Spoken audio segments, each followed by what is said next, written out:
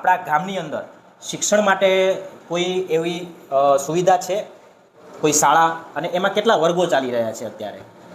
હવે કદાચ રાજસ્થાનમાં જે ઘટના બની હતી કે ઉપરથી છત પડી અને વિદ્યાર્થીઓનું મૃત્યુ થયું, તો એ પછી ગુજરાતમાં પણ જે જર્જરિત શાળાઓ છે તો એમાં નવા મકાન બનાવવાની શરૂઆત થઈ છે. તો મારા ગામમાં પણ એ શરૂઆત, હું જ્યારે સરપંચ બનીને આવી ત્યારે શરૂઆત થઈ ગઈ છે. તો પ્રાઇમરીમાં ઇનફ ક્લાસરૂમ છે અને હાઈસ્કૂલમાં પણ જે 2 વર્ગ 9 અને 10 ધોરણ જે હોય તો એ માટે પણ શિક્ષકો પણ પૂરતા પ્રમાણમાં નહોતા. જ્યારે ધોરણ 10ની બોર્ડની પરીક્ષા આવવાની હતી ત્યારે હું સ્કૂલમાં વિઝિટ કરતી હોય વારંવાર કે વિદ્યાર્થીઓને કેવું ભણાવી રહ્યા છે શિક્ષકો, એમને ઇતર પ્રવૃત્તિઓ કરાવતી હોય, જેમ કે NID છે, નેશનલ ઇન્સ્ટિટ્યૂટ ઓફ ડિઝાઇન. તો ત્યાંથી મેં વિદ્યાર્થીઓને બોલાવેલા, આખી બસ ભરીને વિદ્યાર્થીઓ આવેલા, એમને ક્રાફ્ટની એક્ટિવિટીઝ કઈ રીતે ડિઝાઇન કરીએ છીએ. તો વિદ્યાર્થીઓમાં એક ઇનોવેટિવ આઈડિયાઝ આવે કે ફક્ત એક ચોપડી વાંચીને તમે એક આટલી દુનિયા નથી, એમ બહારની ખૂબ મોટી દુનિયા છે. એટલે વિદ્યાર્થીઓને એક ક્રિએટિવ માઇન્ડ, કેમ કે અમારા સમયમાં તો અમે નહોતા પહોંચી શકતા ત્યાં સુધી, બરાબર, પરંતુ હું જ્યારે અહીંયા આવી છું તો NIDને જ અમે અમારા ગામમાં લાવી દીધું